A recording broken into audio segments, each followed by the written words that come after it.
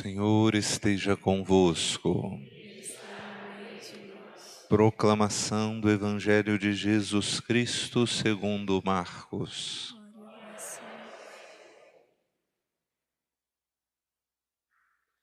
Naquele tempo, Jesus voltou para casa com os seus discípulos e de novo se reuniu tanta gente que eles nem sequer podiam comer.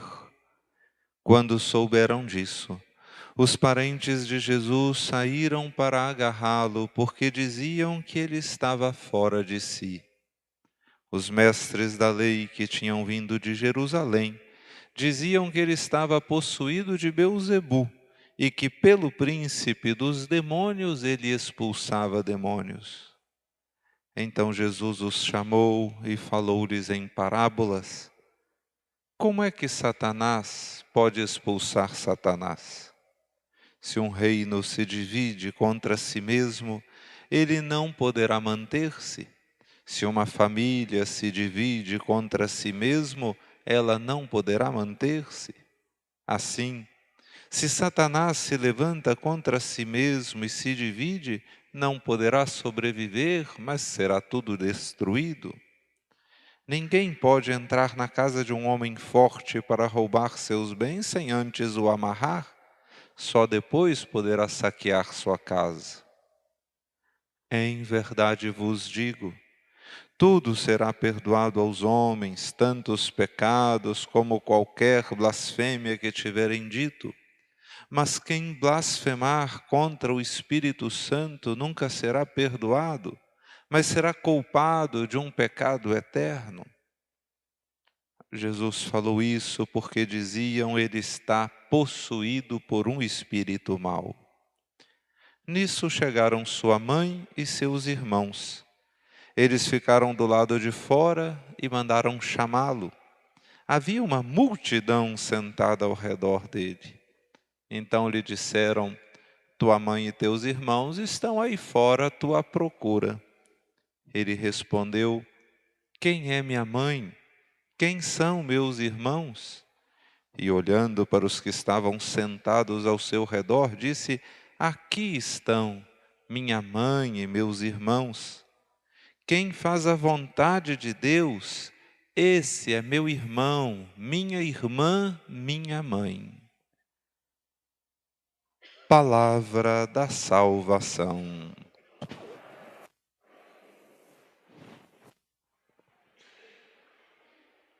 Já que a primeira leitura falou de Eva, acho que a Eva chegou, não chegou? Tragam aqui a Eva, os pais, padrinhos, venham cá. Muito bem, a gente já tinha feito a apresentação de duas crianças no início, venham cá, início da celebração. A terceira que se tornará filha de Deus, lavada do pecado original no próximo domingo pelo batismo, é a Eva que está aqui olhando para mim com o padrinho, sua família. Uma salva de palmas para Eva.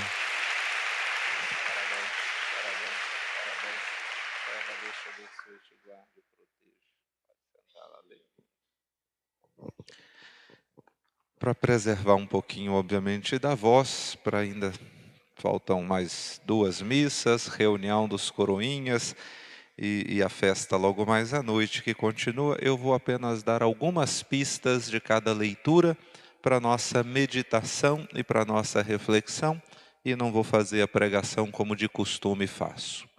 A primeira leitura, livro do Gênesis, o pecado.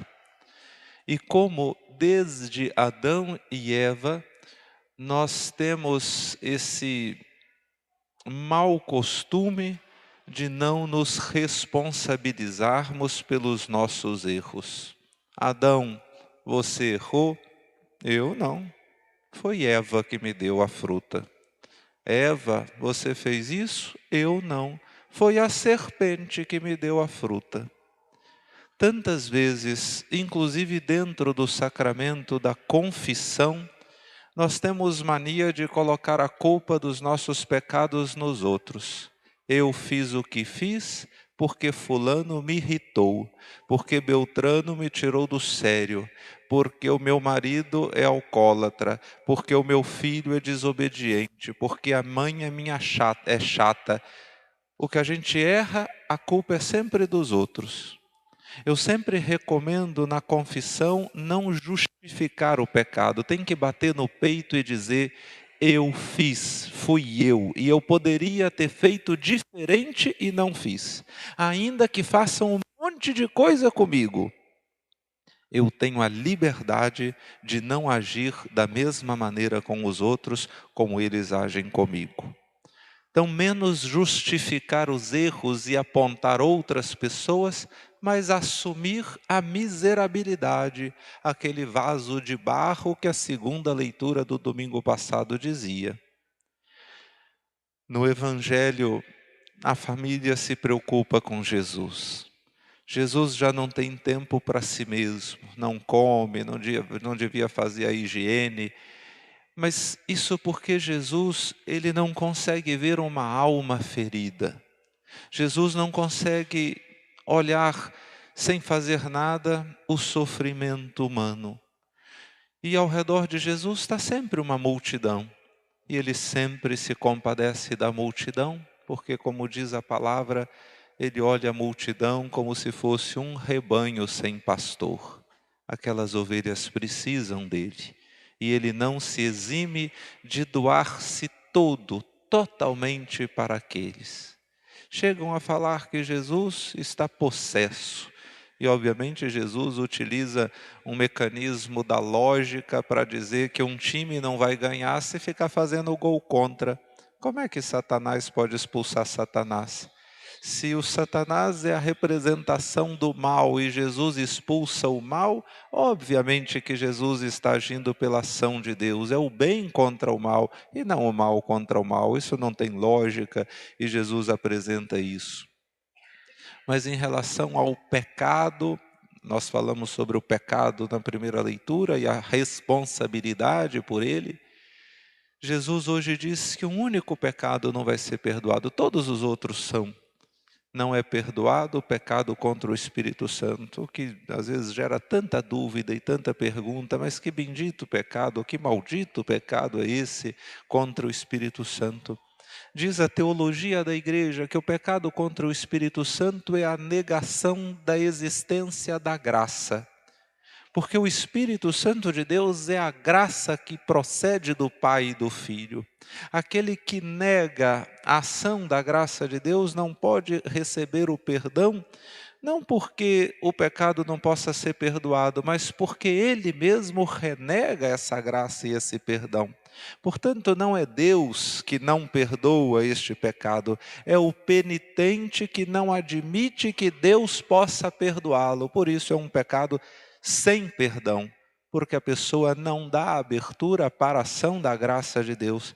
Quem não acredita no perdão, quem não acredita na graça, quem não aceita o Espírito de Deus no meio de nós, esse obviamente permanece então em pecado, porque não se abre para a ação do Senhor e a ação do seu Espírito. No final do Evangelho, nós temos um alento para nós. Podem parecer palavras fortes de Jesus, mas são palavras de alento para nós quando Jesus diz: quem faz a vontade do meu Pai, esse é meu irmão, é minha irmã e é minha mãe. Que coisa bonita! Chamados a ser família do Senhor pela prática do amor do Evangelho. Vivendo como Jesus nos ensinou, nós seremos chamados por Ele de uma família querida. Isso deve causar alento no nosso coração. Capazes de vencer o pecado pela graça do Senhor, com Ele nós somos seus familiares, sua família. São Paulo, na segunda leitura, diz que é preciso cuidar sobretudo do homem interior, justamente resguardando, cuidando do estado de graça da nossa vida, da nossa alma. Porque ele diz que a gente não pode desanimar quando às vezes a gente vê a ação do tempo. Ele fala do homem exterior e do homem interior. O homem exterior, que é essa casca que acaba, que morre, que vai ser sepultada um dia, a gente vai vendo deteriorar ao longo do tempo. A gente vai perdendo aquele viço, né, da juventude, vai perdendo todas as vezes o ânimo, as forças que a gente tinha antes. A ação do tempo em nós às vezes é terrível. O cansaço, o desgaste, as enfermidades que vão aparecendo. Mas uma coisa é o corpo ser carcomido pela ação do tempo, outra coisa é a alma. Portanto, São Paulo diz, mesmo que você tenha penúrias em relação ao seu corpo, ao seu eu exterior, cultive o seu eu interior. E é tão bonito quando a gente vê gente machucada por tanto tempo de enfermidade e pessoas que nos dão grandes ensinamentos de fé, de confiança em Deus. Ainda que tivessem 1000 razões para ser queixosos, resmungar, murmurar e reclamar, são pessoas que cultivam a espiritualidade, a mística, o eu interior. Portanto, aquele eu interior, o espírito, a alma, está novo, está vivo, está viçoso, porque está sendo cultivado, está sendo cuidado. Que o salmista de hoje seja a voz das nossas bocas. O salmo que respondeu à primeira leitura, ele é um salmo cujo salmista reconhece a pequenez, a miséria, mas ao mesmo tempo a ação de Deus, e ele confia e espera no Senhor. Das profundezas eu clamo a vós, Senhor, escutai a minha voz.